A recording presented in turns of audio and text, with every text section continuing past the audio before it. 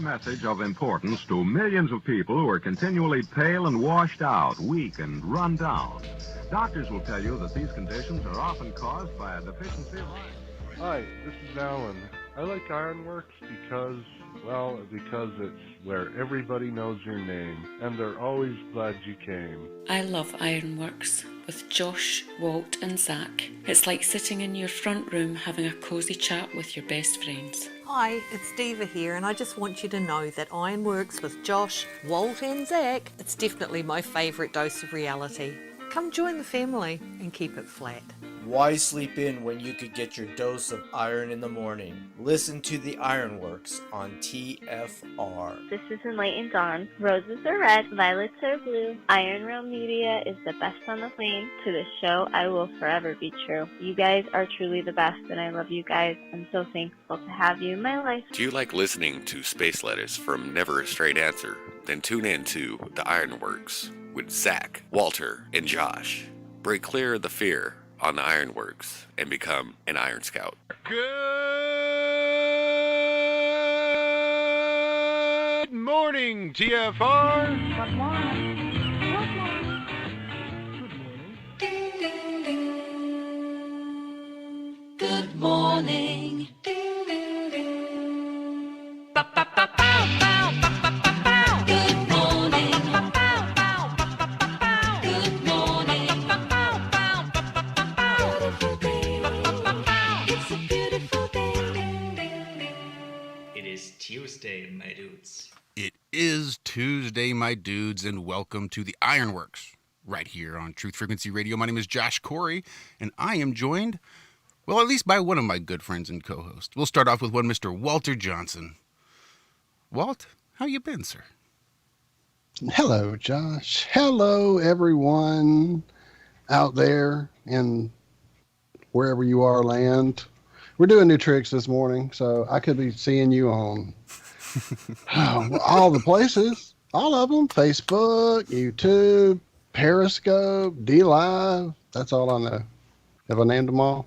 Well, we got YouTube, Facebook. Oh, there's TFR. Don't forget. And We're TFR. actually on TFR. For now. Good morning, everyone. How are you all? We're here playing around. Explain this thing to them, Josh, because you know way more about it than I do. Well, this is really exciting for me. This is, well, we're using Restream, where we can stream to up to 30 different platforms, depending on which platforms you use. I chose the ones that we actually use, being Facebook, YouTube, Twitter, and D-Live. Although D-Live we haven't been using a whole lot as of late. But that's just because there's no good way to stream to both YouTube and D-Live. But this will do it. So, until now. Until now.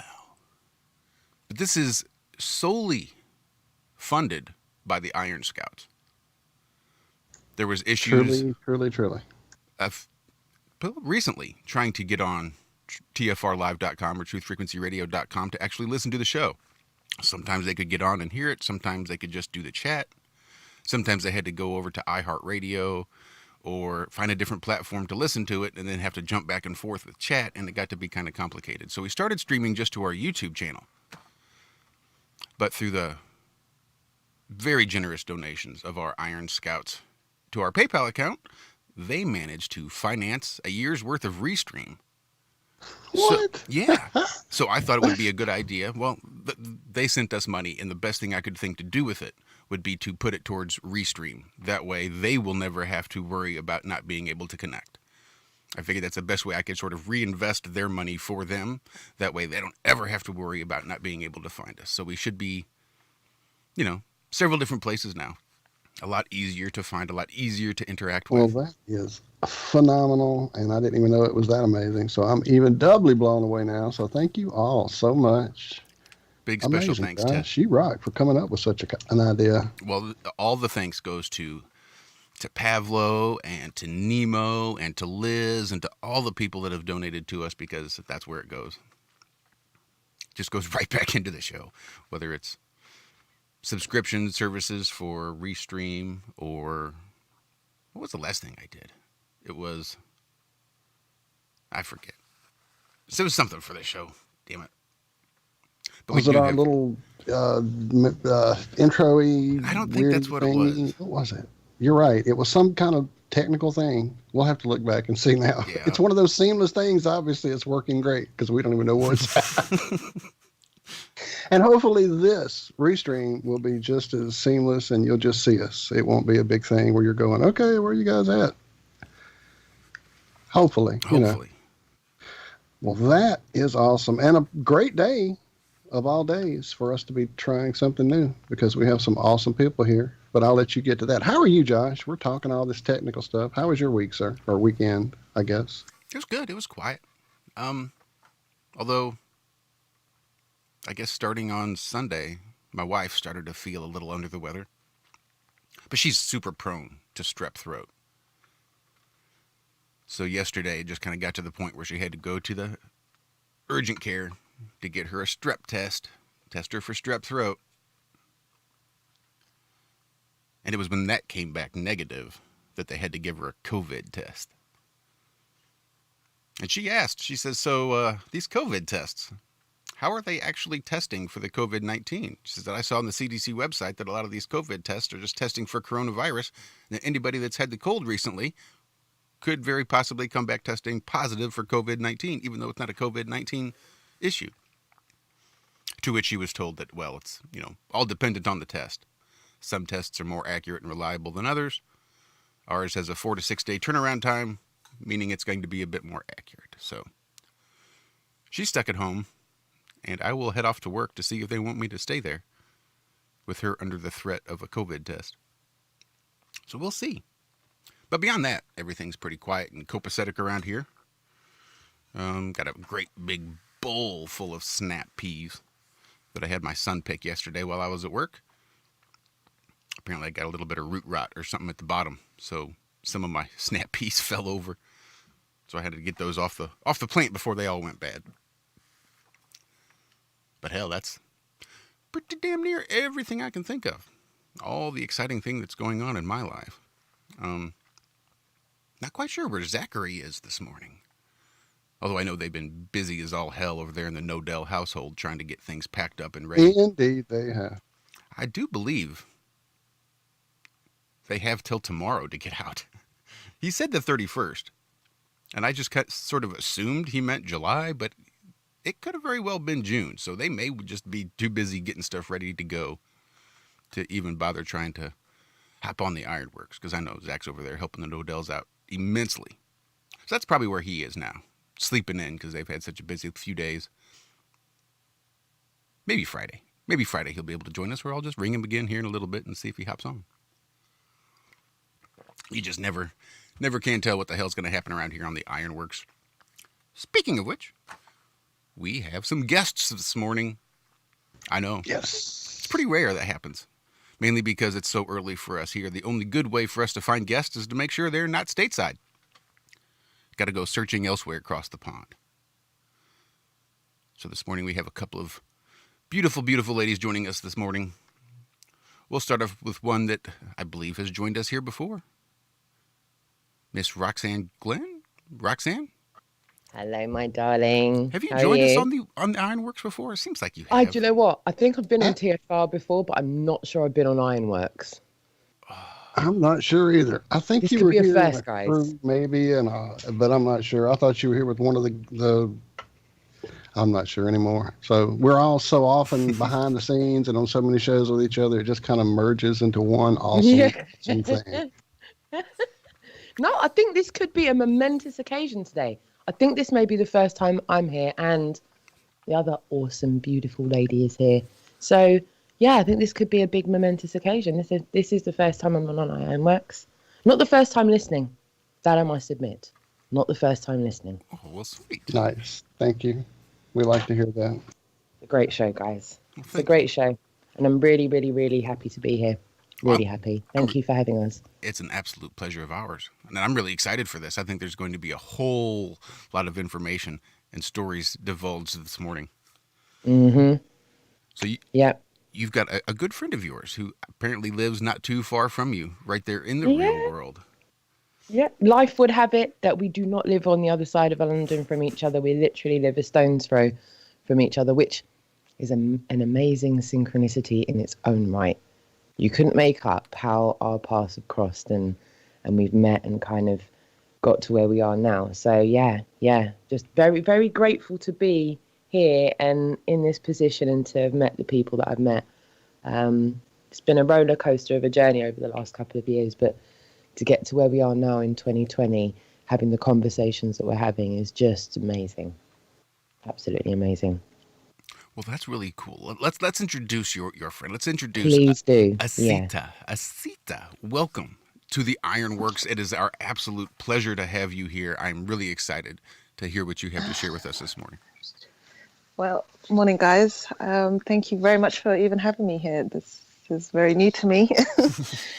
But yeah, I'm excited and looking forward to the conversation and hearing your guys' perspectives from stateside. And yeah, let's see how it goes. Sorry, I'm a little bit nervous now. Oh, please. You absolutely have no reason to be nervous. If anything, you can sit back and laugh as we flub and flounder our way through the show. Exactly. You beat it to it, Josh. You can certainly relax here. You're among friends and family, and we That's are right. all, yeah. Yeah, So- no, I think it's the whole idea of, because I'm so used to watching and listening to, the YouTube podcasts of truthers. So when you're on the other side, it's a bit like, oh, wow. But I'm so grateful to even have this opportunity. I'm so grateful that I took up the courage to go meet Roxanne and the team at Speaker's Corner, and just never pictured myself here. not even months ago, I didn't picture myself here. Put it that way. It's amazing. You've come on leaps and bounds, Asita, and the way life has just taken control. Yeah. Allowed the things to happen that have happened. It's quite difficult to put into words, isn't it? It is. It's like someone else has just taken control in specific moments in my life that somehow I've got here. What is here now?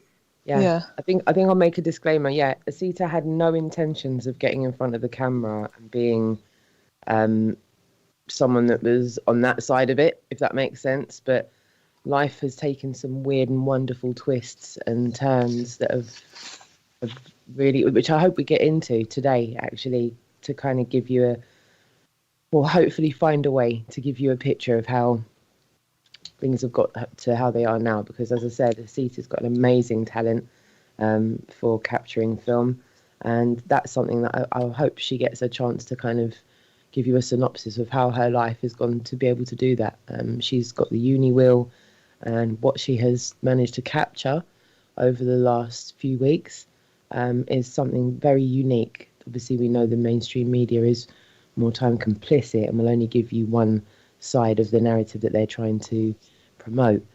And Asita was very brave in putting herself in positions where if she hadn't got into the position that she'd got herself into, she wouldn't have got the real story about what was going on. And I think that was what was so amazing, is that your bravery had allowed us to see and hear what the mainstream media didn't want us to see and hear. Mm-hmm. No, thank you. I think definitely something took over me, because I every time I watch the videos, I'm just like, was that actually there? Did that actually happen? And the stuff that because I don't really know what I'm looking for when I go into these things. I have no idea what I'm going to capture. I just grab the cameras and go, jump on the wheel and go. So when I've shown you guys the video and even the editing, I've not sat down and spoke with you. I've just literally filmed, gone home, edited, and uploaded the videos. And you guys have managed to pick apart a lot of things, see people that I have no connection to, there's just been a lot of anomalies that you've been able to get from my footage. So that's why I think definitely it's like something the creator definitely took over somehow. Yeah. Yeah. You couldn't make up some of the things that have happened, guys. Like, she's filmed known agitators that we've seen and spoken to at Speaker's Corner. I mean, she's filmed millions of people. She could have been anywhere in London, and she's filmed things that, as a sod, almost feel like the most high given. Like it's. That's awesome. I was put in positions to capture things that I had no idea would be significant later. Yeah. I had no idea. So I just happened to be in the right place at the right time to get that, and it's really surreal. Yeah, true. Well, Sadie, you talked about watching and being on the other side of the mic and camera. So tell us about your path. What got you looking in the truth? Were you always one of those who looked at the other side of things? Were you that way as a child? Has this been a lifelong thing, or has this been a recent awakening, if you will?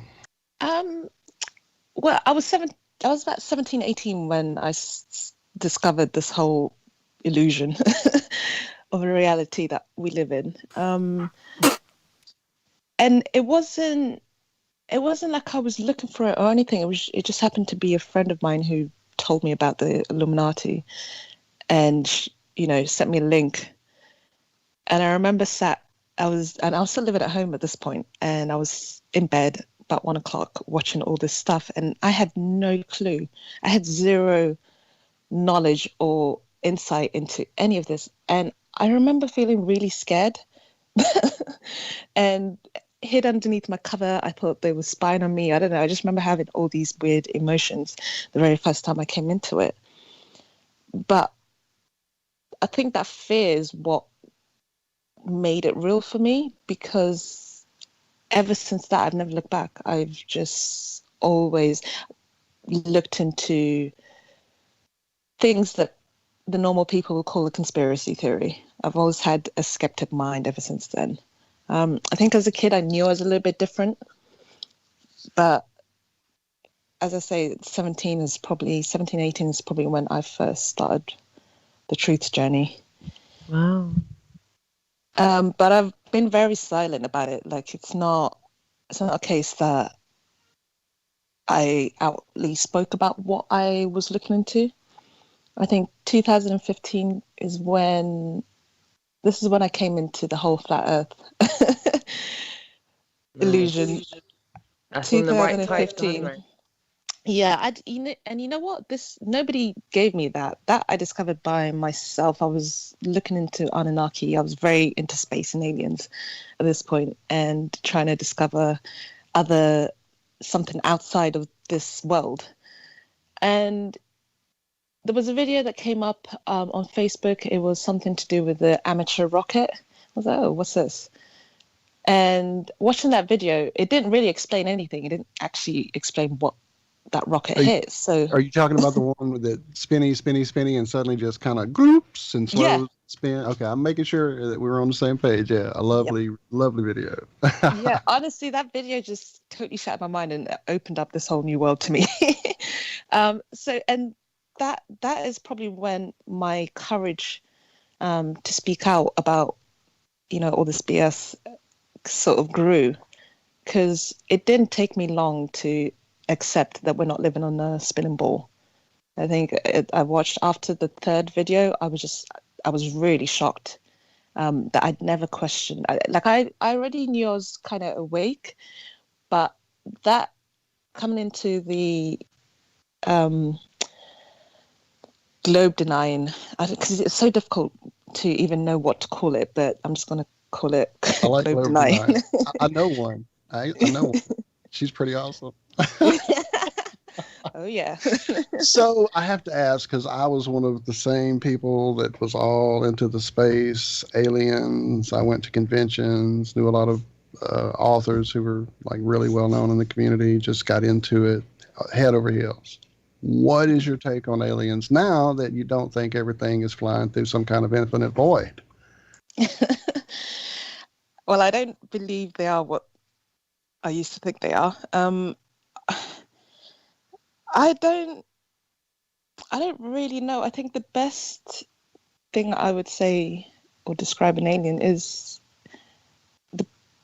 because when you've discovered this world isn't what you think, and the journey through discovering what this place is, there's the theory that there is other land.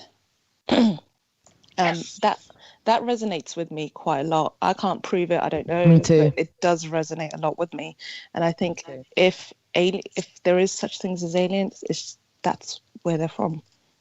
Makes sense, right? It makes sense. ET, extraterrestrial, yeah, it is. Yeah, I'm with you on that one, babe. That's the only thing that would make sense, because one of the things they have to do is be truthful about the crap that they are imposing on us, but they're just twisting it. So if there is truth in aliens, then it has to be that. That's the only thing that would make sense to me. I'm right there with you, especially after, as you say, we started getting some clues into the outer lands, other lands.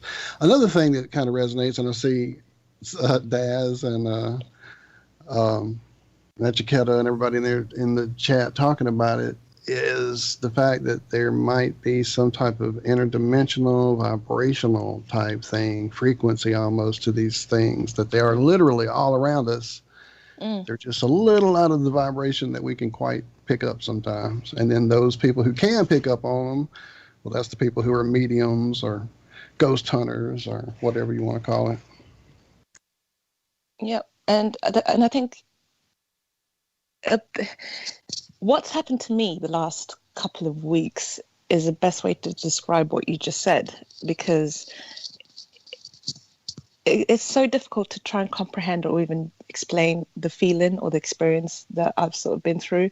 But it's almost like someone else just took over in specific moments. And, what you just said kind of makes sense.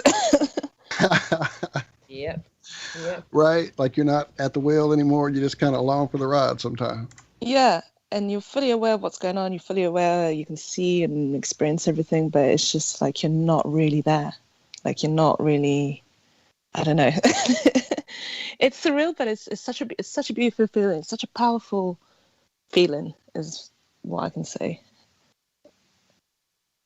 Agreed. Absolutely. When it feels like you've been taken over by something that's just a little bit beyond your control, or that is leading you to a place that's really important. It's those those just overwhelming, just like burning drive to do whatever it is until you get it accomplished. It's that fear of letting go, and when you let go, it's amazing what actually unfolds. I think a lot of people have this fear of the unknown and not having control of their life and their body, etc. And I think once you remove that fear, there's an ample amount of things that you can achieve in life. You just need to trust it. Agreed. I think when you fully give yourself to it, and where it's going to take you, you realise that anything bad that you thought was going to initially happen doesn't happen. Weird and wonderful things happen, but nothing bad happens. And for me, I've had many people in life, especially when you come into the truth, you are going to face a lot of prejudice, falling out with your families and friends and God knows what else. So there's a lot of stigma involved with it. And I think if you're able to stick with that, whatever you want to call the creator, does acknowledge that. And I don't know, for me, that's been the forefront for the last, since 2015. That's been what's really driven me to get here without me really knowing. The things I've managed to get, even like the camera and the whole filming aspect of things, I've never studied it. I just I've always used to take photos on my iPhone, and that was it. And then I just started building my kit. Like life would take me through some really horrific times in life, but it made me change a lot of things in my life to get there. So I don't look at them as bad experiences. I think they happened in order for me to change course to, I don't know, go wherever it is that I'm trying to go to. Every word you're saying, I completely resonate. Almost word for word, babe. It's incredible how many other situations have happened in life in order for us to get here where we are now. Because I think we both know that had those situations, not just personal to us, I think a lot of people can relate to this. Had things not gone the way they'd gone, I don't think a lot of us would be where we are doing what we're doing now. I think all of our lives had to go in some degree the way they had to go in order for us to realise what we really had to be doing. Obviously, we've got to keep ourselves ticking over, but I think there's a lot of people that have changed their extracurricular recreational things to allow time to do this. Definitely. It's crazy, even to the point, like you were saying, me moving to the West, because I've never really stepped foot in the West. It's not my place. Yeah, this you've got to tell the guys, because you couldn't make this up. Well, before you tell us, we've got about, city, you have to tell us maybe on the other side of the break. So just hold on to that, because we've already gone through 30 minutes. Can you believe that? Wow. Yeah, that was quick. It was really quick. All right. Well, then I guess we'll pay a few bills and hush. Awesome. No, that was good. Well, thank you so much. Yeah, we are joined this morning by Roxanne and Asita as they share a little bit of their journey and what's been going on with them across the pond and everywhere else. So yeah, we should be back just momentarily. We'll let Chris again pay some bills, and yeah, I gotta go get some more coffee anyway. It's about 25 minutes past the hour right here on the Ironworx on Truth Frequency Radio. Actually, we're on YouTube and DLive and Twitter and our Facebook page as well. Check out Iron Realm Media anywhere. Just Google it. We'll be right back. From the dawn of man, we have turned to nature to help attain balance within ourselves. But somewhere, we lost our way. Western culture is once again remembering the healing benefits of CBD, the non-psychoactive component of the hemp plant. That's why more and more people who use CBD report relief from inflammation and chronic pain, balanced blood sugar and cardiovascular system, relief from muscle tensions, tremors, migraines, headaches, anxiety, depression, and the list goes on. The big question is, where do you get it? IALife is a 99% pure CBD oil made with all organic ingredients, and it's available to TFR listeners worldwide. If you use coupon code TFR at checkout, you'll get $5 towards your order. Head on over to ialife.com now. That's AYA life.com. Poor water quality is a major health issue, and it's only getting worse. Municipalities can't keep up, standards have dropped, and pollutants are increasing. Where does it all end? It ends by keeping the pollutants outside of your home with HydroCare's advanced systems available at Wave Home Solutions. No less than the best purification materials and processes have been developed by HydroCare to provide you with healthy, clean water for drinking, cooking, and showering. HydroCare far surpasses the competition in removing chlorine, odors, iron, lead, chemicals, limescale, and much more. Don't settle for less when it comes to your water. We'll take care of the toughest water problems for you, whether it's from a city or well source. Satisfaction guaranteed. For more information, call 888-997-WAVE. That's 888-997-WAVE. Or go to bestwater123.com. That's bestwater123.com. Wave Home Solutions for a healthy, comfortable home.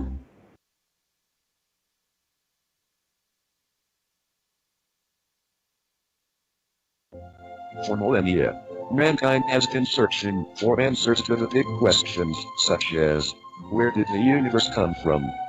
Where did we come from? Why are we here? Are we alone? And just what the heck is the Sasquatch all about? I can't promise you answers, and neither can the Woo Crew, but they invite you to join them Friday night at 7 p.m. Eastern, midnight in the UK, for Freaky Friday, exclusively on Truth Frequency Radio. Spirituality, multiverse, quantum mechanics, the occult, and so much conspiracy analysis that it will make your mind melt. Take my word for it. Freaky Friday. It's more than a show. It's a way of life. I am Stephen Hawking, and I am proud to be a Wookiee.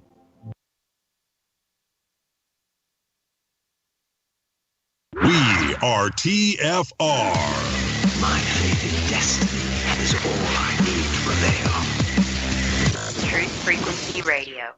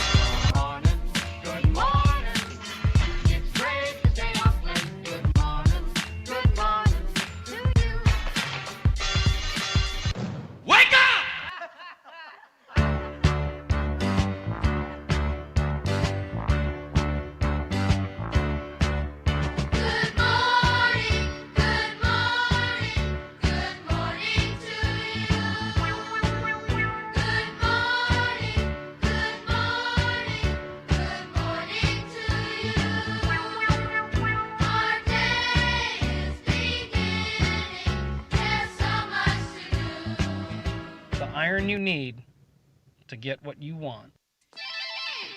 And welcome back. Segment number 2, right here on the Ironworks. Josh and Walt hanging out with you. Zach is probably recuperating from a very busy week.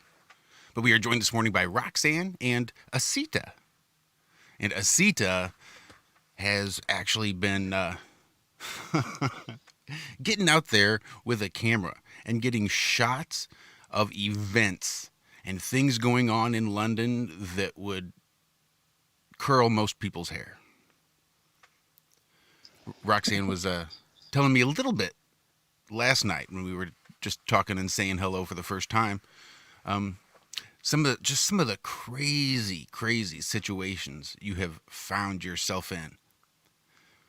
What is it that inspired you to just pick up a camera and point it at these people in some of these dangerous, life-threatening situations? I honestly have no idea. I honestly couldn't tell you what just made me, because I think Roxanne was there the first time it all happened. We were meeting up for our Speaker's Corner thing. I think I turned up. We were just having a general chat, and all of a sudden we just saw all these police vans going through the park. And I was like, oh, what's going on? And I had my wheel, and I didn't even say, I was like, guys, I'll be back. I just jumped on the wheel and chased after the police vans and just started filming. I usually have a GoPro to capture any incidents that happen on the road. But honestly, like I say, it's like someone else took over, because I just, I can't tell you what actually prompted me to just start filming. It just kind of happened. That's so strange. I'm a big fan of, well, here in the States, it's a First Amendment. Protects the freedom of the press. It's a free press, so that anybody is the press. You grab a camera, you want to report, guess what? You're the press, and they don't have a right to restrict you, because you can disseminate information to the public. And I know that there's similar protections there in the UK. And I've seen several auditing videos of auditors in the UK standing up for their rights and their freedom to record police and these public interactions. And I always imagine, because I watch a lot of these videos, it's almost a daily routine for me. And I try to imagine, because it's inspiring. I would love to be able to start holding my local police accountable. But it is such a dangerous position. It's so volatile, so mercurial. You never know what the hell's going to happen, because it's all subjective. If a cop's having a bad day, well, guess what? You're George Floyd. So you don't really have a whole lot of you can't hold court on the side of the road, especially if they're going to turn their attention to you and you're doing something they don't want. You're at their mercy. So it's really a ballsy thing to do, to grab a camera and start following them around. So I applaud you. That is absolute more guts than I have. Again, I don't know that I have the balls to grab a camera and start following my police around. So congratulations to you. Even me, I wouldn't be brave enough to do it either. Like even some of the stuff that Asita did at the Hyde Park one on the 16th of May, I was actually, you know, like when you're on the edge of your seat and you can't breathe because you literally bated breath going, no, you're not going to hit that police van. No, that police van's not going to hit you. No, that was quick. It was like, there was so many, like, obviously Asita knew exactly what she was doing, but from her point of view, there was times where you were literally brushing up aside police vans as they were driving and weaving in and out of them. And I'm like, it was almost like, it was almost like augmented reality. You know, like when you get a drone footage and it kind of looks surreal. And it's because you've got this really unique angle and you've got your equipment and you're getting these shots that are giving us such a unique point, like the one near Leicester Square where you literally extended your arm and we got this kind of bird's eye view of the police. And we'll get to that. We'll get to the point where you can explain what happened there, because it was a very, very unique situation even there. But even from the 16th of May, I think the 16th of May, was that the first one that you went out to? Yeah, this is when you were there and we were just having a general chit chat. Yeah. And we, like you said, there was just police vans going all over the place. I was a bit clueless as to what was going on. I was just like, what is going on? And Turned into a Marvel superhero. She went, I'm going to strap up. I'm going to go in. It was almost like we were going into battle. Like, I'm going to go in and do some reconnaissance, guys. And we were like, and how are you going to do that? And she just looked at her wheel and we went, oh. Right, yeah, well, don't call us bullet for nothing. You're about to do that, are you? And she's going to tell you exactly what she did. Yeah. Yeah, I mean, the first one I can say I had no idea what I was walking into. If you were able to see the whole footage raw, you'll see that I'm actually just running around the park, speaking to different people and saying, "Oh, where have the police gone?" And then eventually I start seeing the police vans, and then the police are running down the road, and then there's a crowd. I was like, "Wow, okay, I'm just about to walk into something or ride into something." And ever since that first time, it was like I had to go and film every other protest that happened. Not every other protest, but I think for some reason these 3 or 4 that I attended, it's like I had to film them. The biggest one for me was the last two, the one in Trafalgar Square, just because that was really bizarre what was going on with that one. It didn't really feel like... Was that Unheard Voices? Is that the one that you did that titled Unheard Voices? Yeah, I mean, the Unheard Voices is the same as the one that happened on Trafalgar Square. It's just, I didn't want to sort of mix in the footage with some of the interviews that I did. Yeah. But honestly, the movement itself is really weird. It's almost like it's broken up in fractions into different groups. All have different agendas, all have different motives as to what they want. And I don't know, it's very difficult to try and explain that to people. That's why I was hoping filming would be able to capture what I was seeing. And I didn't want to just give you small snippets here and there. I felt like because for the first two, I wasn't there from the beginning. I was pretty much there at the end. But the last two, I was there pretty much from the beginning right till the end. So I was able to give you a full perspective of what was really going on. And I hope that you're able to actually see that the movement itself isn't really what it stands for. For me, that's what I believe. Yeah, I think you showed that unequivocally. By the time we'd finished watching the footage, I think there's no... I've shared the channel in the chat as well for everyone to go and familiarise themselves with the footage. There's no way you can watch all of that. I just subbed. Thank you for that link. Appreciate that. So Yeah, go check yeah. out the link there in chat if you can. I'll try to share it around all the different places for everybody. Yeah. It looks amazing. I kind of was going through it to see if I could pick out a few sound bites just to grab, but it's a lot. And definitely, I think this is obvious. You need to come hang out with us over on our other channel or on our YouTube channel, Iron Man Media's Have No Spear Show, where we can actually share this video in its entirety because it is pretty phenomenal what I'm seeing here.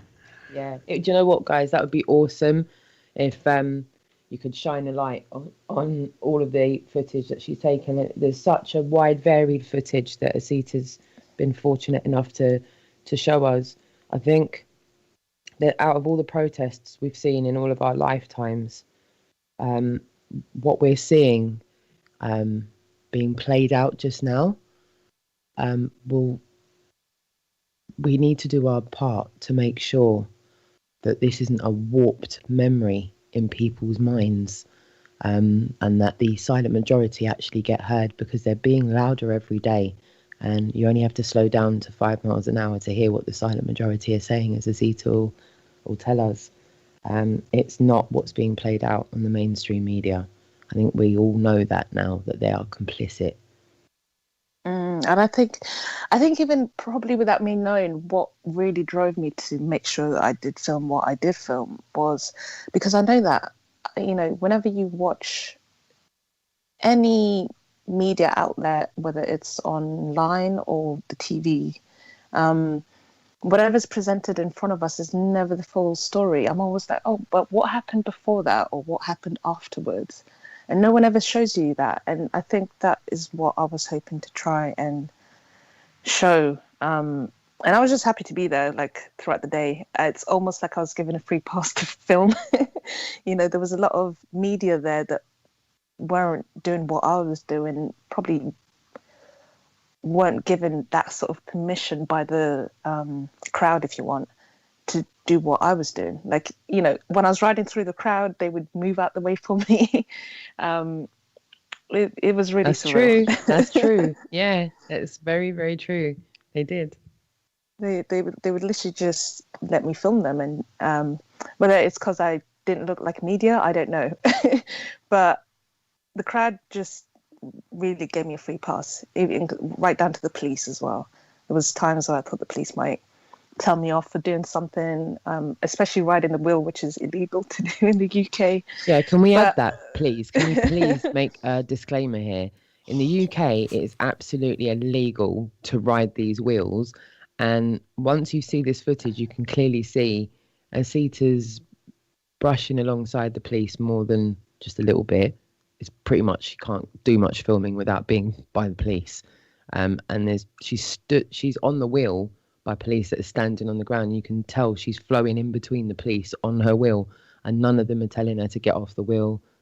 They're telling her, in fact, even at the Leicester Square, do you remember they were telling the press to get back and like moving aside for you? They were telling everyone, when I got caught up in that, I was thinking they were about to tell me to get out the way. And there was even one point the officer says, do you want to come in? I'm like, no, I want to stand here. And he's like, no, just leaves me alone. I was like, oh. Really bizarre, honestly. This is what I'm saying. Was I actually there? Or, I don't know. Yeah. I'm starting to get a real feel for what you meant when you said it felt like there was a almost guiding hand, protective force, whatever, with this something was with me the whole entire time. And like I say, for some reason, these are the ones that I got up and went out to film. And why? I don't know, but I did. So I honestly believe that there was a higher power with helping me with this one. Yeah, I think we're fortunate enough as a viewer as well. That comes through the film. Once you are, moderately, partly way through the footage, you start to have this feeling of, what am I actually seeing here? Because you start to recognize some of the things that you're seeing on the media. This is the bit that's really warped. She crosses paths so many times with the media that you actually start to see the same shots the media are getting, but you get the continuity with the Asita because you get the beginning, the middle, and the end, not just the setup shot that's a 30-second shot. You see everyone getting moved into position. You see people getting told what to do. And then you almost see the cameras going 3, 2, 1, roll. And then they all, Mamacita, that one where they went down to the dead end road. Do you remember where they all got down on their knees? And that woman was shouting at them, and the cameras weren't rolling them, but they rolled as soon as she shut up. And then exactly.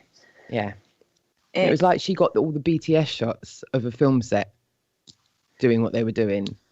And it's crazy. That's gross. And I think I started noticing that the press were getting annoyed with me. We should mention that. They were like giving you evils. Straight up evil eyes.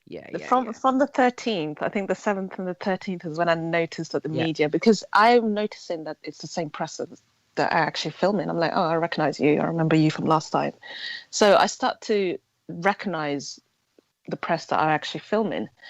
And they would see me with my wheel. Obviously, they recognize me with the wheel. And they just started giving me evils, or would intentionally try and sort of get in my way, or I don't know, just really weird behavior from them. So I mean, it's like you say, it's free press, so anyone can film. But I know there was a period when I was I'm sorry, go ahead, Ryan. No, I'm just making sure that I've just let everyone know that that's the link for Asita's channel. So when everyone gets a chance, please go and take a look at what Asita's saying. Guessing I reshared it into this restream thing, and it went out to all of our different platforms. I'm pretty sure, if it's working like it's supposed to. So definitely go check out that link, guys. For sure. But yeah, when I was doing a lot more filming than I do these days with all the show production, it always kind of felt like, man, I just had to point my camera and things would be there for it. It was like, even just like playing around flying my drone, I would record crazy clouds from sun shadows that just didn't work in any kind of ball, or some kind of weird insect drone thing would go by, or just it felt like, because I was looking for these truthful type of interactions with the camera, they were being there for me. And that's really how it felt for the longest time. And then, like I said, I just my equipment kind of got outdated and I never went further. I started getting into the show side of this. But I love the fact that it feels that way for you, that just like guiding hand, if you will, that is empowering. It definitely makes you want to go do more. I mean, to be honest, I had no idea where I was going with filming. I just knew that I just loved the photography side of things. The filming wasn't something that really crossed my mind. But I think with the photography, you're kind of limited, and especially with me riding the wheel, it's just better to film. So I actually started doing videos about wheel life, like EUC life.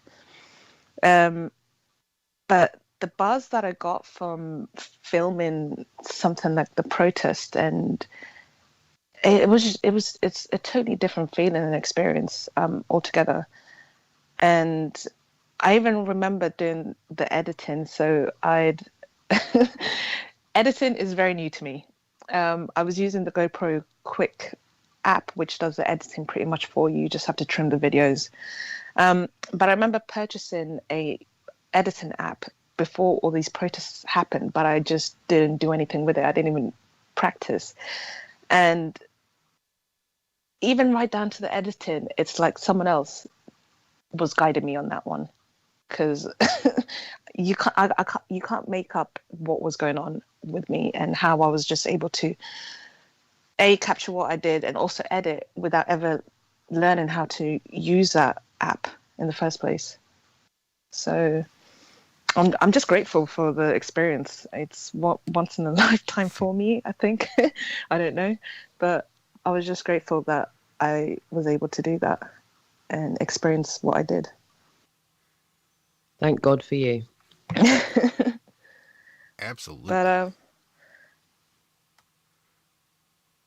sorry, no, go ahead. Sorry. I was just saying, thank God for you. I think it's amazing what you were doing. Again, just the idea of being in that position. I remember back in 2011, I guess it was right before the Million Mask March. was set for Washington, D.C., and they were holding sort of little anonymous protests all around the country and at people's other locations the year before the big Million Mask March. And I wasn't like big in anonymous, but I liked the idea of going out there and just protesting all that you thought was wrong with the world. So I was out there with a sign, legalize freedom on one side, and it said, good jurors nullify bad laws on the other side. But I was out there in my hood and my bandana and my glasses. I mean, I looked like freaking Antifa does today, but this was, really, it was pre-Antifa. I don't think Antifa was a thing back in 2011. I think this was, sort of in that in-between period back after Occupy Wall Street, and as Anonymous was starting to gain speed, the whole sort of contrived and controlled narrative of these resistors and whatever that I don't really buy into much anymore. But I remember just being surrounded in 2011 at that single little protest that I went to here in St. Louis. It was just really bad timing because there was a court case going on and there was a lot of SWAT out on the streets because of this court case that had to do with homeless people. I don't know. But just being surrounded by this show of force, even though I knew they weren't there for the protesters. The protesters were sort of secondary to why they were there. They were there in case the homeless situation with this guy in court got out of hand. But even being surrounded by the show of force that was doing absolutely nothing but standing there was almost sort of intimidating. And then a few years later, Ferguson came along, and that's when BLM really took off, which I think is probably just another faction of Antifa and Anonymous and Occupy Wall Street, but that's a whole nother show. The hell was I saying? I mean, yeah, the first time I ever heard of the BLM movement was with the Ferguson situation, and before that, never heard of them. Never ever heard of them. Yeah, because I think that's probably right around where it started. And I was going to go up to Ferguson. I think this was sort of where I was headed in the conversation, because I was going to then go protest. And the night that I had planned to go was the night that the governor deployed the National Guard, at which point I started to unpack all of the things I was packing and decided there's no way in hell I'm going to go down there. I mean, it's one thing for police and SWAT and everybody to get up in their riot gear and, work on their riot tactics and kettling and all of that thing. It's another thing when the military gets involved. Their ability to riot control versus the police ability to riot control is night and day. You don't really want to get too involved when the military's there. So I decided not to go at all. And since then, I've seen sort of the hijacking of everything that's been going on since Ferguson, and how even the whole narrative, I've been, again, a big fan of cop watching and First Amendment audits for a long time. So I was ready to stand with everybody to make sure that these police stop abusing their powers. And in about 3 days, it turned into Black Lives Matter.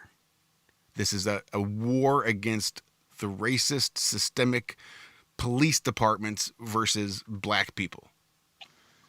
And it was at that point I realized that there's no way that my message of look at what the police are doing to everybody and how they're violating everybody's rights on a daily fucking basis gets hijacked into, well, it's a war on black people. And if you're white, you don't really have a say in the matter unless you're willing to feel guilty enough. And once that narrative sort of went out there, I sort of took a step back. There was no need for me to be vocal and try to scream in the whirlwind that was the BLM loud minority. So I've just tucked my head down and was watching from afar. Then Flat Earth found me, and the rest has been chaos in my life. But I can, the idea of you just getting out there on your little one-wheeled scooter, zipping around with this camera, it boggles my mind that you can do it. I'm just so damn impressed with you. Thank you. That's really awesome. Yeah, amen to that. Amen No, to that. I mean, come on, you guys do such amazing work. This, for me, was a blessing, and I was more than happy to get out there and film this for the truth community. But without you guys, I wouldn't even have come into most of this truth. So for me, this is the least I can do, and I'm more than happy to always get on my wheel. If there's something going on, I'll jump on my wheel and go film it. Imagine you pray for something so much, you pray for someone so much, and then they come. It's an amazing feeling when your prayers are answered and this person materializes in front of you. And can I give you an example? Can I please give it, because it's a really valid one. Well, you might have to hold on to your example, because we just blew through a whole nother 30 minutes. We are already... It's just flying by so quick. It feels like we've only been talking for about 30 minutes. Wow. Yeah. Wow. That's how it happens when you're hanging out with friends. So. Wow. That's it. No, pretty good. Come back in a few seconds, minutes, however long it takes for them to sell this to you. We're going to hang out with Rox and Mamacita right here on Ironworx. And look, music, everything. I'm just looking for we will be back. Listening to the Ironworx on Truth Frequency Radio.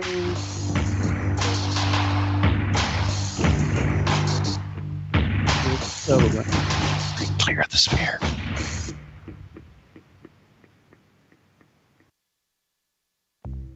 Censorship and regulation is becoming an ever-growing problem in today's modern media. From the mainstream to YouTube and Google, the information you're looking for is buried by official narratives and propaganda. This is why TFR is 100% uncensored, unregulated, and listener-supported. The shows on TFR are not micromanaged by the station, and our hosts are free to speak their minds however they please. As such, the views and opinions expressed on our station are of those who make them. If you happen to hear anything offensive on TFR, please send us an email to toughtitty@tfrlive.com, and we'll be happy to tell you that we really don't give a damn.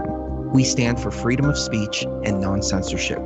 Also, if you all stand for free speech, you can go to tfrlive.com/sign-up and sign up for a TFR supporter pass and help us in our mission to keep the airwaves uncensored and unregulated. TFR Live, your uncensored and unregulated protection from deception.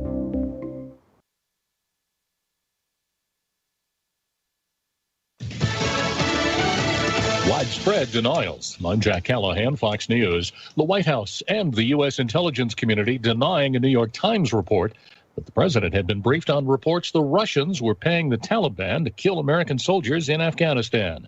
White House Press Secretary Kayleigh McEnany hinting at fake news. There are dissenting opinions from some in the intelligence community with regards to the veracity of what's being reported. The Defense Department says there's no corroborating evidence, and the Russians are denying it as well. The Kremlin spokesman Dmitry Peskov issuing a full-throated denial, calling allegations of bounties ridiculous, among other adjectives he used. Fox's Griff Jenkins, the Pentagon, the CIA, the Director of National Intelligence, and the National Security Advisor all issuing statements blasting the release of intelligence information. 10 Democrat lawmakers invited to a White House briefing on the matter today. Several states are hitting the pause button on some public activities as the number of coronavirus infections and hospitalizations climb again. At least 15 states now reversing course, including California, Texas, Florida, Arizona, and New Jersey. The government's top infectious disease doctors say the rise in COVID-19 cases is largely fueled in part by people ignoring public health guidelines to keep their distance and wear masks. Fox's Jackie Ibanez, Dr. Anthony Fauci of the White House Coronavirus Task Force telling the Fox News Rundown podcast. Masks diminish the risk, but if you put yourself in a situation with a crowd, it doesn't completely eliminate the risk. Vice President Pence canceling campaign events in Florida and Arizona, the campaign says, out of an abundance of caution. China approving a contentious national security law that will allow authorities to crack down on what they call subversive and secessionist activity in Hong Kong. Despite that, scores of pro-democracy demonstrators gathering in Hong Kong today. America is listening to Fox News. are now tuned into the truth frequency. We are TFR. TFR.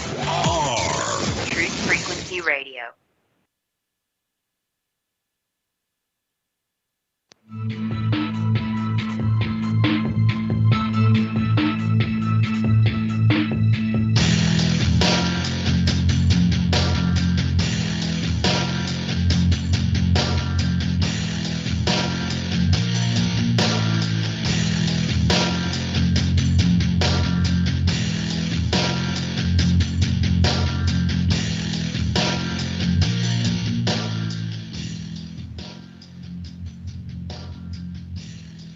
I'm Neil deGrasse Tyson, bitch. Good morning.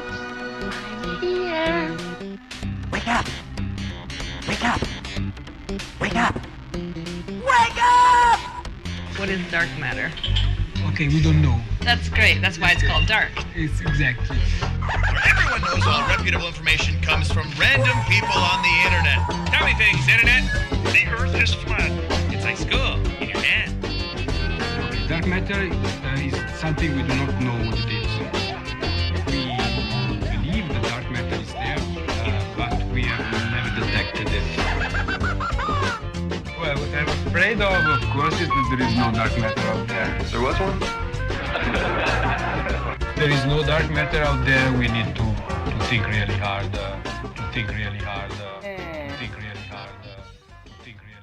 How dare you?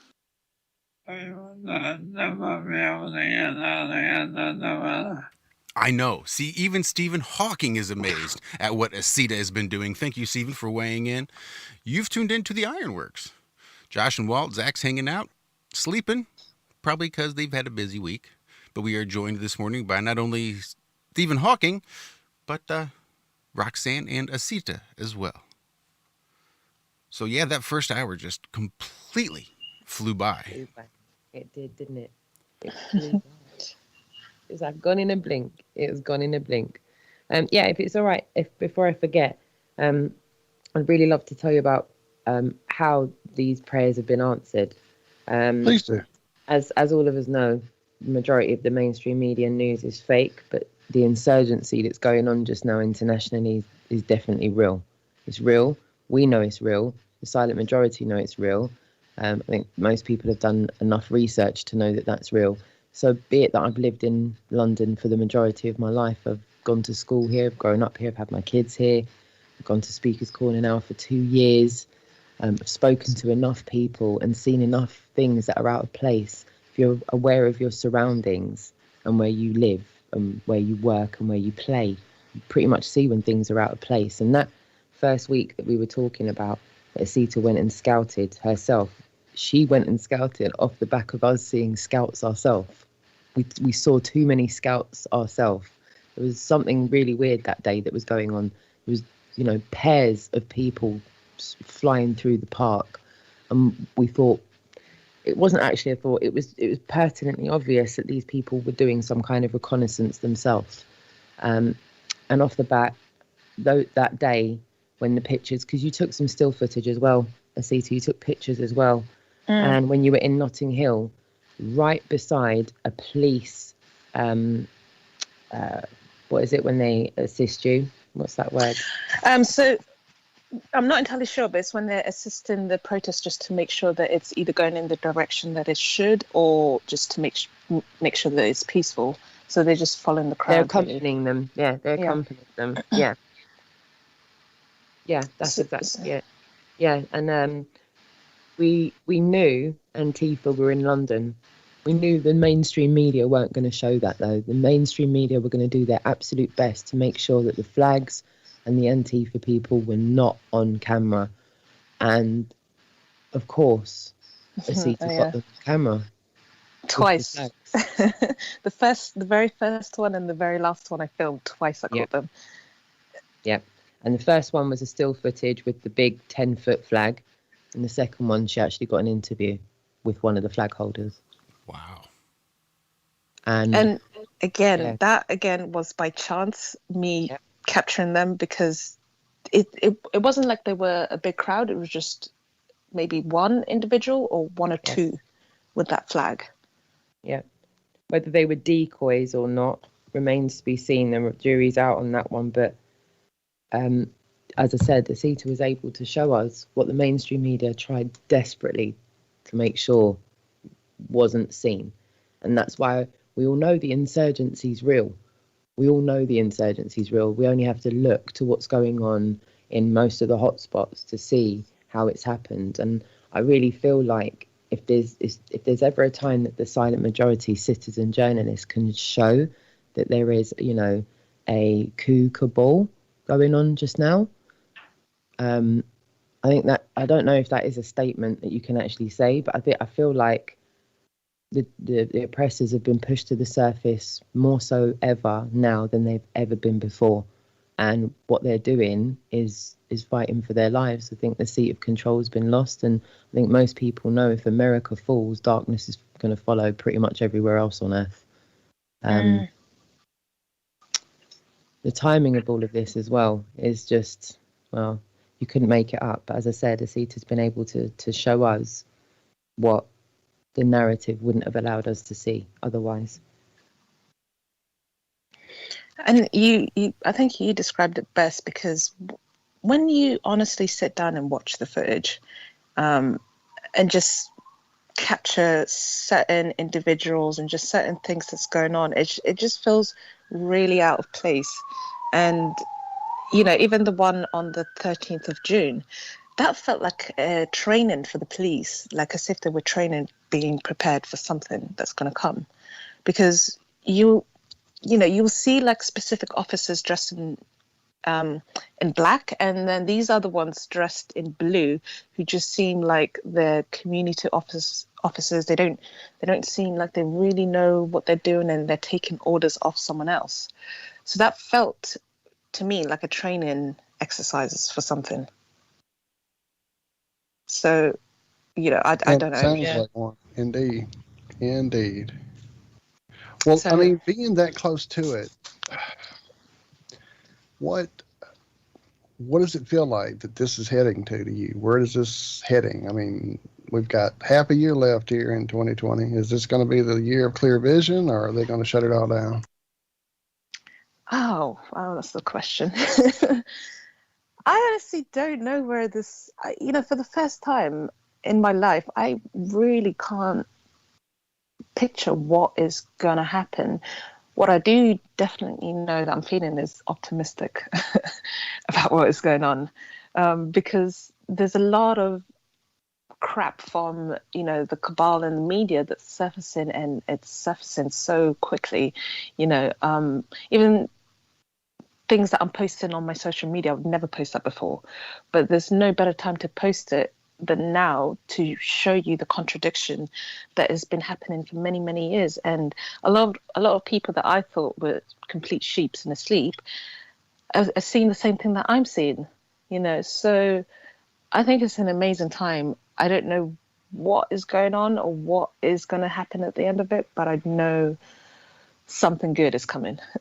It's the best way. I like that. I like the positivity. Well, definitely seeing what is happening and seeing it happening so quickly and just bam, bam, bam, definitely feels like something is coming, something big. And not really having a clue is a new exciting thing, because being in so many years of looking and digging, and so many people in these groups I used to be involved with would be all about trying to figure it out, and they would be referencing whatever, you know, book or whatever ancient knowledge or whatever Hopi prophecy, or you pick it, and they've got an idea about it. So definitely just to let all that go, like you said earlier, just let go and see what happens with it all is exciting.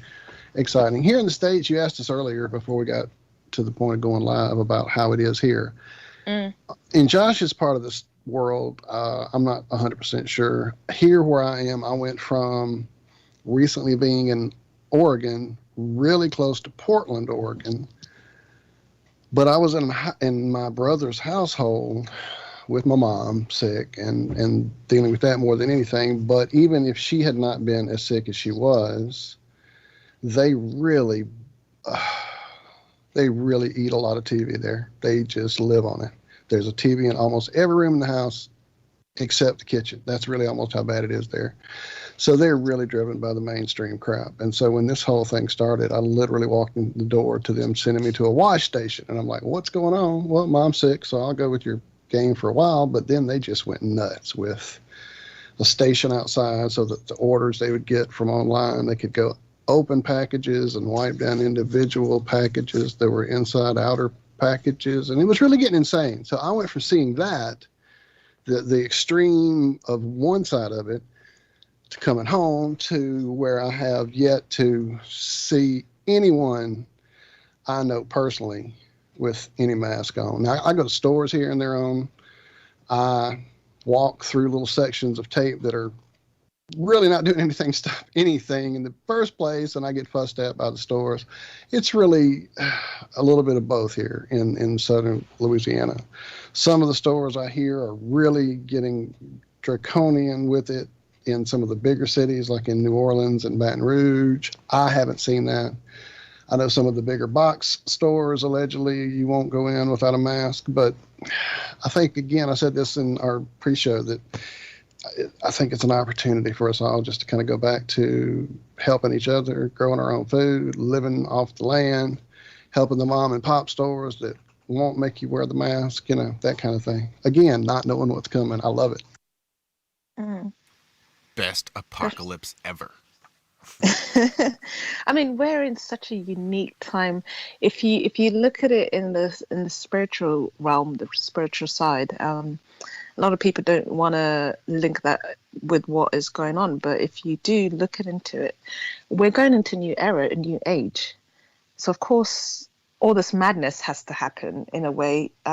Even though we're not able to understand why the madness is happening in the way that it is, one thing for sure is it's happening because of this massive reset. There's a reset that's happening. And I think going into this reset, you have to go into it with a very optimistic, high frequency. I think what this illusion that's going on right now with the world is to keep us on a very low vibrational frequency. There's a saying where if you're living on a low vibration, it's easy to be manipulated and controlled. And I think, there's obviously multiple reasons as to why everything is unfolding the way it is. But I think the majority of these scenarios playing out is to keep people in a fearful vibration. Because if you're not scared of death, this hoax of corona, I'm sorry, I'm going to call it what it is, would have been squashed a long time ago. But I think people have still this massive fear of death, and probably why they were able to get away with what they did at the beginning of the year. Without a doubt, being as close as I have been to death over the last, 6-8 months, with my father-in-law passing at the end of last year, and then my mother, and literally being in a situation where I was lucky enough to be in the hospice situation with her at home, away from hospital, away from the intrusion of strangers. It was really a beautiful thing. And knowing what I got out of it, and the rest of the family, even my young nephew who's 12, who was, would never have been exposed to something like that if this all had not happened. If it had been a regular situation, she would have been in a hospital somewhere probably, or not, I don't know, but he probably wouldn't have been as exposed to it, because he would have been at school, he would have been out in the world, it would have been a normal thing. And instead, he was there in it as well. And definitely young people in our society are, hidden from the truth of death and what it really can be and the beauty of it. Like I said, it was a beautiful experience, and anyone who can have that, I definitely think that would change a whole lot of this fear thing we're living in. Because even, one thing with the electrocution cycle, so I come from a background of doing a lot of sports when I was younger, BMX and skateboarding and stuff. I remember, we weren't given all these kind of protection things. You know, if you fall and hurt yourself, you get back up and crack on. You know, that's how you learn to build up resilience. Now, when I see, I'm actually really shocked that I'm even seeing it, but I see how parents protect their children from the activities that they're doing, like, you know, proper baby proofing them. Even, you know, it's just crazy. There's this massive fear of injury and hurting yourself, and I don't know where that's come from. Really don't know where that's stemmed from, and why people have this massive fear of injuring themselves. You know, I don't know.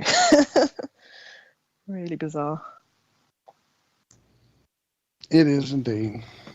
It is indeed. And it's really frustrating, you know, to see so many brave people like you and Rox out there in the middle of all this. And on the other side of the coin, to see my own family just cowering in fear and letting it control their every move. It's very frustrating. Very frustrating. Hey, Rox, can I wish you a big congratulations, too, on 2 years at Speaker's Corner? That's awesome. Oh, wow. That is amazing.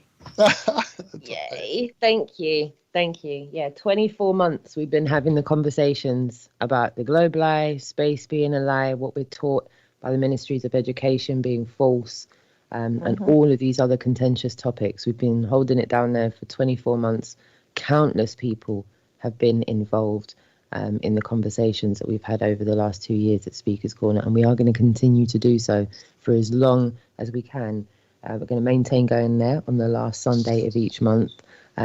In fact, this is probably a good opportunity, Sita, for us to let everyone know what we thought of on Sunday with the weather. Yeah. So, I mean, at the moment, the weather's definitely not on our side.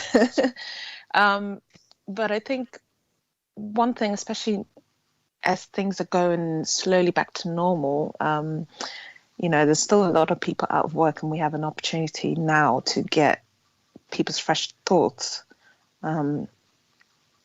So yeah, we were thinking about maybe going there every Sunday, the Speaker's Corner, if the weather permits. Sorry, I was frightened I was going to talk over someone else there. You know, I do kind of talk quite a lot, so I'm a bit apprehensive. But no, yeah, I think this is perfect. The last 2 years, you've seen the kind of context of conversations we've had. There's been a couple of tours. There's been a UK tour. There's been a European tour. Countless conversations about said topics. And really, with this situation that's been going on, there's been a bit of a, you know, hiatus somewhat at Speaker's Corner, and it's really only just started to get back up and running again, and people have started to go out to the park. And as we saw on Sunday, despite the weird weather we were having on Sunday, people didn't leave the park and go home. They were really determined to kind of stay out the whole day. And we thought to ourselves, you know, this and a combination of a lot of other things we can take advantage of right now. People are more willing to talk than they've ever been willing to talk before. And it would be silly for us really to miss up opportunities. If we've got the weather on our side, we could, you know, we've got relatively clear schedules. We're just going to take, you know, the opportunity and go. So even though we are looking to go on the last Sunday of each month, if there's good weather forecast for Hyde Park on a Sunday, you can pretty much bet your bottom dollar for now we'll be there. Yep. Awesome. It's true. We'd be like, anybody would be a fool to miss this opportunity to give people voice. I think that's what's missing is people don't really have a voice to express how they're feeling. And I think having these protests, what I fear with these protests is that there's so many innocent people getting caught in it. There's different perspectives that I had no idea about whilst I was in that protest until I got home. If it went south, I could have easily been really hurt. So I think it's important to give people a voice right now and a platform to be heard and express how they feel. You know? Correct. Yep. I think we've seen for far too long now, the mainstream media is promoting the loud minority as if they're the majority. The silent majority is now finding their voice. This lockdown, the taking away of bread and circus, has given people time which is what's all that's needed. Just a bit of time. How do people that have 3 jobs and no spare time find the time to discern fact from fiction? I tell you how, give them some time. It's as simple as it is. Just give them some time. You only have to listen to what your neighbours are saying over the garden fence when they're having barbecues. No one is really buying into this. No one.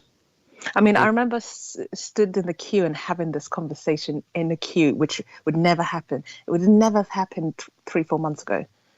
But, you know, I'm just standing there in queues speaking with people about this stuff. And this is staff as well. This is not normal people. This is staff openly speaking about this. And normally staff wouldn't dare voice their feelings on such political stuff whilst they're at work. That's one thing that they would never do, and I'm finding that they're doing that. Yep. I mean, this is as random as this sounds. The amount of people I've spoken to recently that actually think that this COVID thing is coming from the tests itself. How about that? I've seen that. I've seen tests coming from China, possibly infected with COVIDs. So while they're testing, they are also infecting. Major testing hotspots seem to be major hotspots for illness. There's people reporting on, wards not having any of it, them testing on the ward, people getting sick on the ward and people dying on the ward. Now, what if we started testing every single person for heart disease? Do you think we'd have more cases of heart disease? Would we see a spike in heart disease? Yes. I highly doubt that. You don't think you'd suddenly find a lot more cases of heart disease if everybody was tested? Exactly. Well, unfortunately, here in the States, there is a trend that certain states, certain counties within certain states tend to be the go-to for whatever BS the media is trying to spin out at whatever point in time, be it a planned event with a gun, a planned event with a disease, a planned event of some sort to spin their narrative. And up there where I was in Oregon, there used to be this amazing Saturday market that you could go to there downtown in Portland with food, vendors, artists, people out doing music, people out dressing up and just having a great time next to the river there. Until all the Antifa crap started out and the governor there allowing it all to happen every weekend, shutting down businesses, shutting down the whole beautiful Saturday market that had been going on for traditional for years there, because she is one of the ones that is the go-to for all the crap. So certainly Oregon, that part, Portland, whatever there is definitely always central to this crowd, this whole COVID thing. They really pushed the masks. They really pushed it really was insane there how they, she extended it, the lockdown way past what it was supposed to be. And just people allegedly sued the governor in the state. I don't know. I've seen some news stories saying that happened. And I've seen other news stories saying that actually didn't happen. So that's depending on, I guess, if you want to believe the stories. Wow. That's crazy.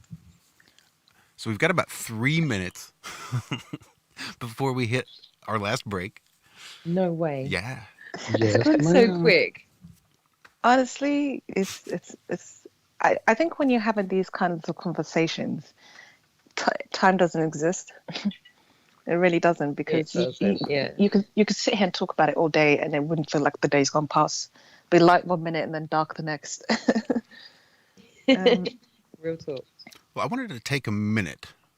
Hopefully she's still able to hear. She was having a bit of trouble because she's busy camping right now. Oh, okay. But Enlightened Dawn, I just wanted to give a quick belated happy birthday to Enlightened Joe, who just hit his teens. He is now 13 years old.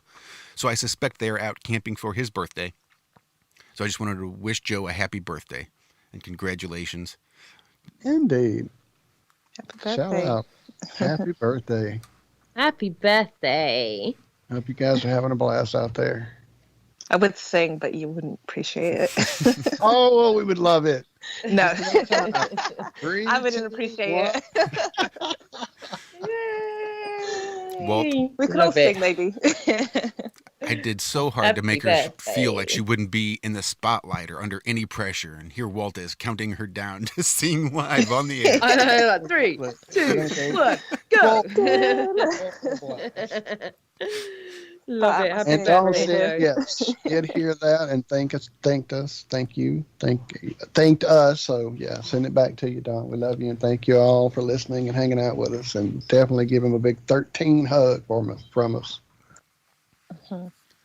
Awesome.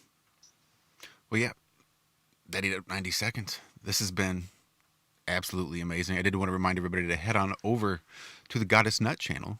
The link has been dropped in the chat. I'm sure we'll end up with it in the show description. But would also just head on over and subscribe to the Really Woke Show. The link has also been dropped in chat, and I'll go ahead and pop that into the description as well. Find out what Roxanne and 007 everybody's got going on over there on the Really Woke Show. Cheers. And there's only Thank 600 you. subscribers. How is that possible? Yeah, it's a backup channel. We're not using our main channels. It's just the backup channel. The Really Woke Show was the backup channel. Gotcha. My channel's one strike away from being removed for good. Yes. We wake up every day till about 3 One or more 4 strike, and emails from It's like it never existed. shows from 4 years ago, and it's like, really? Is that how bad y'all are going to dig for ways to get rid of us? It'll be It's like ridiculous. it was never there, man. It'll be like it was never there. I was Not saying fair. it's a modern day book burning. It really Yep. is. It Yep. definitely is. So we're saving channels and starting all over again. Boom. It's the only way to do it these days. Well, this is the Ironworx, and we'll be right back here in just a few minutes.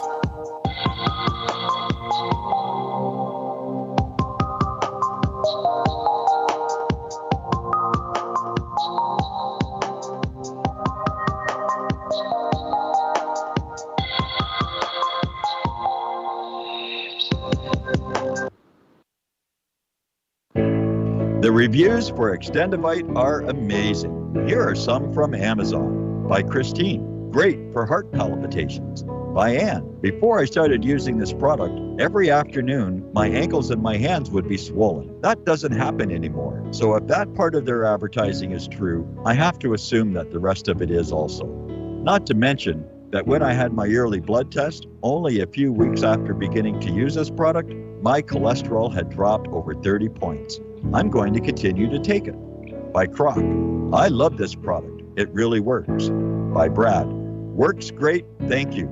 Tell us your story. Get your Extendivite today. To order, call 1-877-928-8822. That's 1-877-928-8822 or visit heartdrop.com. Extend your life with Extendovite. Do you want to lose weight but have no idea where to begin? The Fast Start Diet, a 3-day weight loss plan, is the answer. 3 days of nutritionally balanced, calorie-restricted meals delivered right to your door. No shopping, no measuring, and no cooking. Everything is prepared for you and ready to eat at home or on the go. The Fast Start Diet has all the amazing benefits of intermittent fasting without starving. We've helped thousands of people who have struggled to reach their weight loss goals. Isn't it time we helped you? With the Fast Start Diet, you'll lose weight and feel great. Find us on Amazon or go to faststartdiet.com and use promo code POWER to get $10 off your first box. As a special bonus, we will include our #1 rated Lipo3 appetite suppressant spray free with your order. Whatever your diet plans are, start with us at faststartdiet.com and use promo code POWER. He was the deputy director of MI6, Britain's most senior diplomat. He was knighted by the Queen and in charge of thousands of highly trained spies. But he was also a member of the Paedophile Information Exchange. He had 45 diaries full of sex fantasies with children. His friend was the private secretary of Margaret Thatcher. He strangled a child and hit another with his car. He raped young boys and organized orgies with children for other politicians. The Enigma Channel Intelligent television for planet Earth. EnigmaTV.com.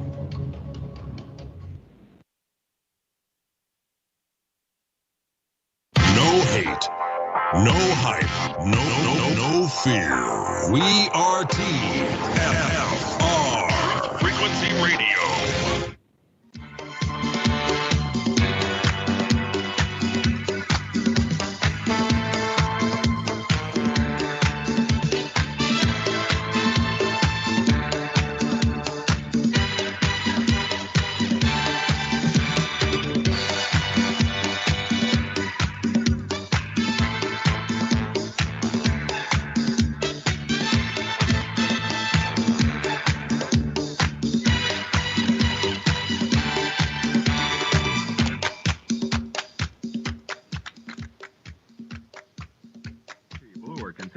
Pale and washed out, weak and run down. Doctors will tell you that these conditions are often caused by a deficiency of iron.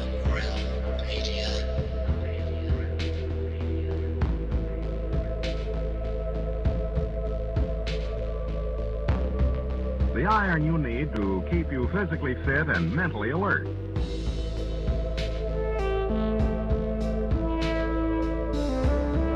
Medical studies show that 2 out of 3 women and many, many men lack the daily iron your body requires in a form your body can easily use and put to work.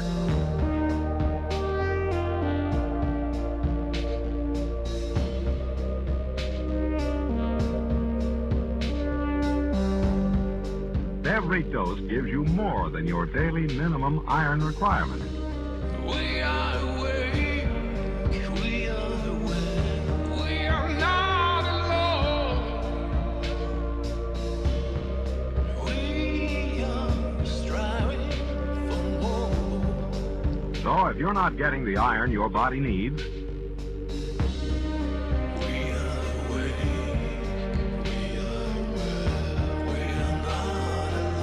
if you feel weak, run down, and are easily upset,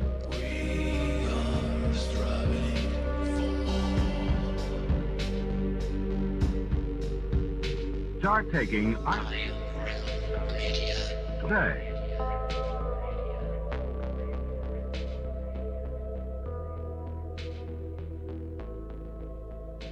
The iron you need to get what you want.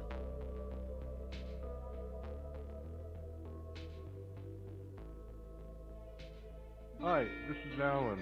I like Ironworx because it's where everybody knows your name, and they're always glad you came. I love Ironworx with Josh, Walt and Zach. It's like sitting in your front room having a cosy chat with your best friends. Hi, it's Diva here, and I just want you to know that Ironworx with Josh, Walt and Zach, it's definitely my favourite dose of reality. Come join the family and keep it flat. Why sleep in when you could get your dose of iron in the morning? Listen to the Ironworx on TFR. This is Enlightened Dawn. Roses are red, violets are blue. Iron Realm Media is the best on the plane. To this show, I will forever be true. You guys are truly the best, and I love you guys. I'm so thankful to have you in my life. Do you like listening to space letters from Never a Straight Answer? Then tune in to the Ironworx with Zach, Walter, and Josh. Break clear of the fear on the Ironworx and become an Iron Scout.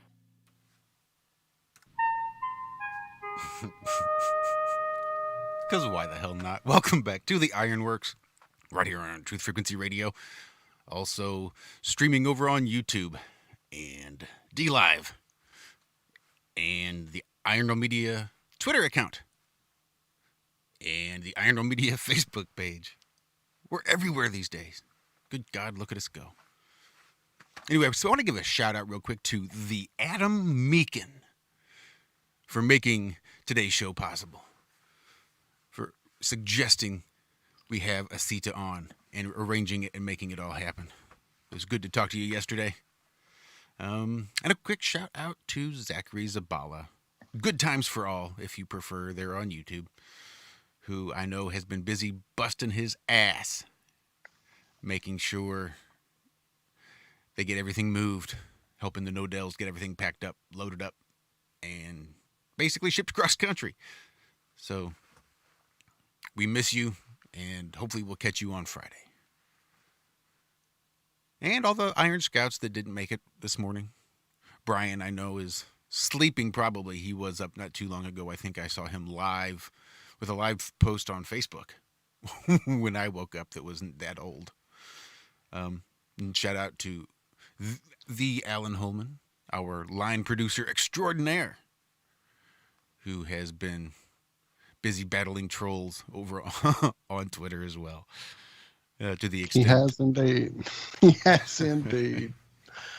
Oh, the Twitter trolls. What would we do without their humorous little endeavors? I love the trolls. Anyway, it keeps Part of things. us does it for the trolls. Oh, yeah. Well, maybe once upon a time. Until I realized like 99% of the trolls are only there to waste your time. They don't really care. They have no interest on really having any real discussion. They're not even really interested in making sure that you comprehend what they're trying to get across. And they're sure as hell never going to actually listen to what you have to say. They're just there to spin wheels and waste time, to keep you from getting out there and talking to people that are genuinely interested, having an actual conversation. That's all they're there to do, is distract you from that. Correct. I think even like with what when we went to Speakers Corner this Sunday, filming the trolls, when you were actually trying to have a constructive conversation with them, they'd ask you a stupid question as per usual. You try and give them a constructive answer, and you literally saw them walk away, just walking away, have no interest in actually being constructive. Yeah. As soon as you call them out on it, they're pretty quick to do a 180 and go off in the opposite direction. Mm-hmm. Yeah. Well said, darling. Yeah, they're there to waste your time, aren't they? They're there to make sure you're not having the conversations with the people that you do need to have the conversations with.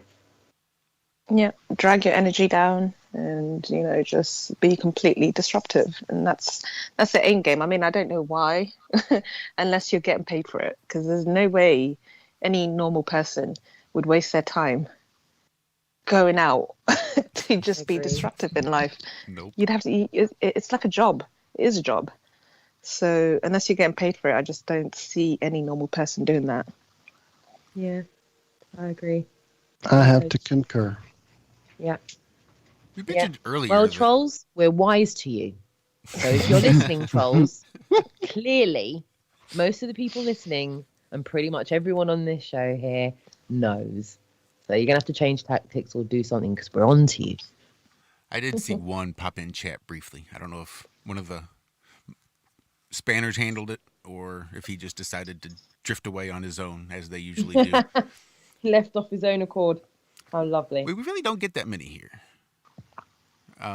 It's rare on occasion in Twitter, which is kind of where we all started together, which is really interesting, because we were talking about how, when you get together and have a good conversation, it's like time doesn't really exist. And then I look into chat and I see names like Mike Davino and Vagabond, and it's just, it really is like an overlapping of timelines, and it's warped right back on itself from 4 years ago, and it's really strange. And there's been some really weird, energetic things going on lately. Maybe it's just me, but I think I was telling you guys last night that there's been a couple times over the last few months where it feels like I was like picked up out of whatever dimension I was in and plopped into a different one, just a little bit out of sync from what I was used to. It's like everything, my reality was not necessarily, it's like all the colors were just a little different. I don't know how to describe it. The energies were different. It was like my world, everything, I recognized everything. There was nothing unusual about it other than everything just seemed a little off. Yeah, like slightly skewed. Mm-hmm. Yeah, I'm with you on that one. Do you know, the saying, the 4D, 3D, 6D consciousness? Have you heard that saying before? Yes, ma'am. Do you think that's what's happening to woke people? we're moving into a different dimension. Like we're still in this reality, but we're just dimensional wise, or spiritual wise, whatever you want to call it, we're shifting. I've thought that before, just in the old days, looking at some of the things with UFOs or with cryptozoology, where, you know, some people are out in the woods and they're all a group and half of them see a Bigfoot and the other half are looking right where these people are pointing. They don't see anything. Same thing with friends and I out looking for saucers or UFOs or whatever. Look, you don't see it, you don't see it. And other people are staring right at the point you're looking at and they don't see it. So frequency, vibration, I definitely think that plays part of it. It could actually explain a lot of some of what we see as the Mandela effect, changes that have occurred around people. And some people think it's just bad memories. Some people think it's just cultural overlapping. And then some people just feel, like you say, they've been picked up and plopped in a whole different reality. So I think that speaks to it a lot. Frequency, without a doubt. Interesting.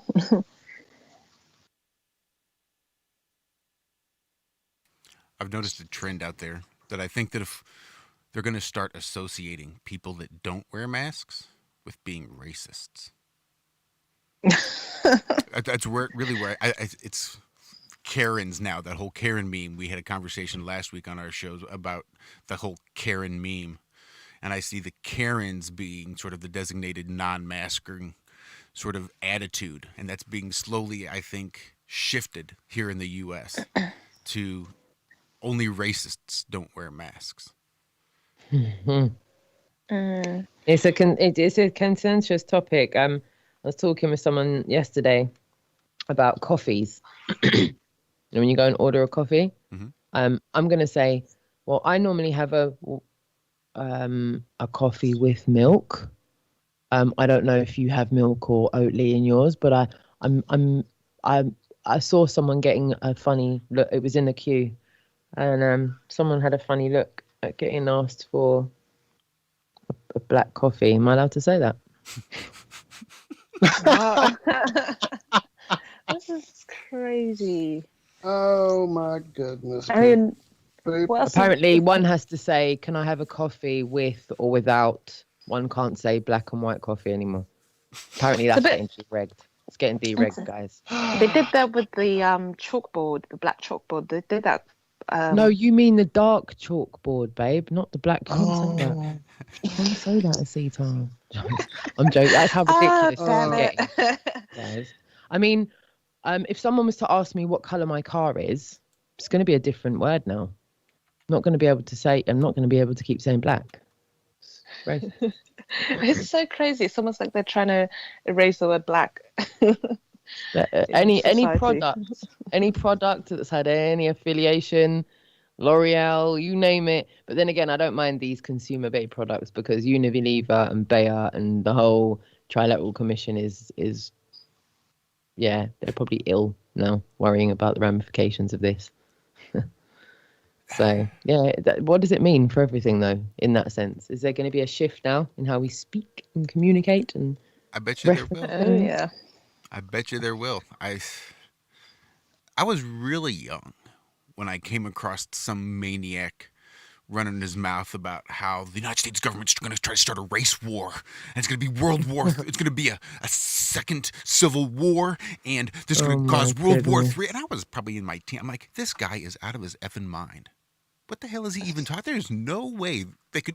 How can you even start to create a race war? Right? Those are natural, right? There's natural ignorance that breeds hate, that causes these people to hate each other.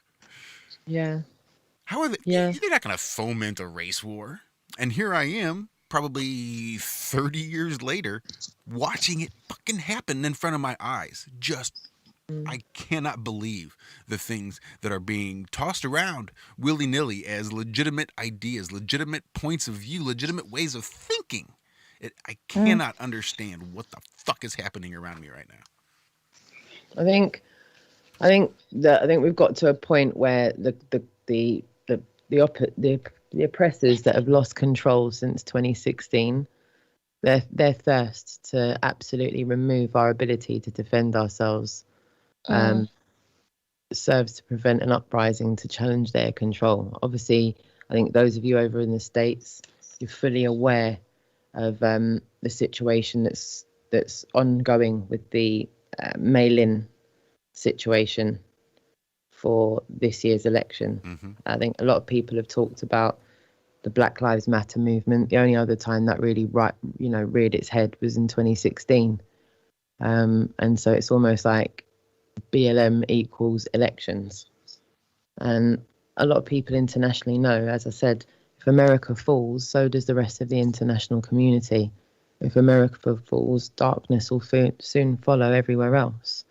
And I think this is why it's so important that we all have to stand together right now, because only when we're united we can defeat the entrenched dark enemy. As I said, it's not as if they've done it. Obviously, no one's like attacking borders. No one's like at an actual war. It's an insurgency. I don't. For me, in this day and age, I don't honestly believe there is a big. Don't get me wrong. There is racism that goes on worldly, not just in the West. But this massive race war that they're trying to say is really there, I honestly don't think it's there. I think, the generation that's growing up, and even right down to my generation and the ones before me, understand the difference and are educating, even I would say the older generation who have had it sort of indoctrinated in them. It's not their fault. They speak or have this kind of perspective on things. Because I'll speak to a lot of older generation who come out and say things, but they don't realize that it can come off offensive towards someone who's not the same ethnic as them. But I'm just fully, it's people that I know. It's people that will have helped me out so many times. So that's why I'm just like, it's not really racism. It's an indoctrination that's happened, and until you educate them differently, they don't know that it's can be considered as that. Does that make sense? Yeah. Yep. Absolutely. No, don't get me wrong. There are people out there that fully just complete racist, or there are police officers who I wouldn't say racist. They're just thugs. Regardless what race you are, they're going to be brutal towards you. They are thugs. They are, yeah. A bunch of bullies. Yeah, it's a type they definitely attract and tend to, or at least here where I live, attract them and definitely seem to recruit them more often than not. Here in the South, I mean, a lot of people, there's a, stereotypical view of things racially here in the South. And growing up as I did and here where I live, I mean, it's not even a thing. It's just we all live together. We have since we were born. Again, just like with COVID, turn off your freaking TV.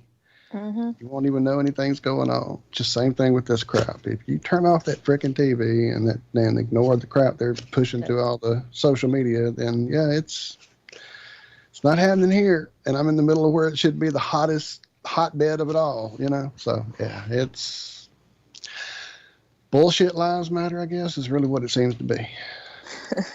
Blue lies. Definitely. I got one for you on that one. All lives matter except pedos. This satanic cult, yeah, their lives definitely. I don't even think they really have a life. They're definitely not from this our human race. Interesting that you said that. Earlier, you were talking about some of the news reporters you saw and how they just seem to be like almost interfering on purpose and almost even seem to be almost attacking you in your pursuit of things. Have you looked at some of the, footage, some of the strange people that seem to be involved in the news organizations, if you will? I mean, I don't own a TV. I haven't owned one since like 2011 or something. I think we've seen the non-touch approach, though, the non-stick, non-touch approach. Not the reporters themselves, the known agitators that we've seen in other situations being completely put inside the situation and popped in front of cameras, that you couldn't make up. Known agitators that I've seen put in front of mainstream media at Speaker's Corner, I've seen right in the thick of it, thanks to Mamacita's footage, with the same said mainstream media footage being taken. And I'm like, well, what are the chances? Imagine that person was in front of the cameras there, and now they've found themselves in front of the cameras there. A bit like some of the young boy crisis actors over in the States, you know. Nice. Mr. I'll take my... And there I was. You remember him? Yes. The young boy? Yeah. Like a few versions of that over here. And hey, and there I was. What are the chances? And there I was, in the thick of it again. And there I was. And there I was again. And yeah. Just it's too bait now. Yeah. And I think that's the good thing is I don't even know who these are. I don't know any of these agitators because I've been a silent truther, like dead silent. So being able to capture these agitators without even knowing who they are has been, I think, a really good insight for you guys to help you with understanding what is going on. Massively. It's almost like the red herring, like caught with your pants down. Do you know what I mean? When you've seen it's just being caught red-handed. That's it. It was end of. It was a completely different persona as well. It was like going into a dressing room and going and playing a different character and then going into a different... It's like, wow, really? Is this where we are? Because the person was playing one person at Speaker's Corner, but then completely part of a different movement and a different story altogether with this protest. So, yeah, there's no making this up anymore. It's not a coincidence. It's an insurgency. It's an insurgency. Definitely. End of story. That's it. That's been shown optically too many times for it to be a coincidence. And I think that's, you know, as I said before, the mail-in voting, they're making it absolutely necessary at their attempt to keep control of the population. And obviously, who is America's like greatest ally? The UK. And look what we've got going on here. It was like we saw, Asita, it was like they were trying to make the same thing happen here that happened in the States. They did their very best to try and orchestrate some kind of autonomous zone in London, and it failed miserably. It dropped. They got really sent dropped. home with their tails between their legs. I'm hoping that they got sent home and that wasn't just like testing the waters for something else, because well, even if it is like punching a shark and then the shark comes back, it's like forewarned is forearmed, isn't it? It's like there's a lot of people that are in the city that are on guard for it because of what we've seen from citizen journalists in America showing us what's really going on. Just make sure you have backups of all that amazing footage. And as Daz here in chat reiterates, you are certainly invited to come hang out with us over there on our actual YouTube show so that we can share that amazing footage and make sure it gets out there so everybody can, you know, get their copy of it, make sure it gets out there even further. So we'd love to have you on as soon as you're able to come hang out with us. No, definitely. I'd love to come back on and have a chat with you guys because it's good to speak about all of this, and you know, because if nobody's speaking about it, nobody knows. Correct. You know, it's just like I said, for what the mainstream media are presenting as fact, and it's not. It's not.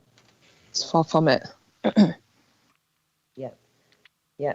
Please, yeah, and that's a wonderful idea, because then at least over on YouTube everyone will be able to get the optics of what you've actually done, because we can only speak to you not even half the story of what she's shown us. So yeah, thank you for that, guys.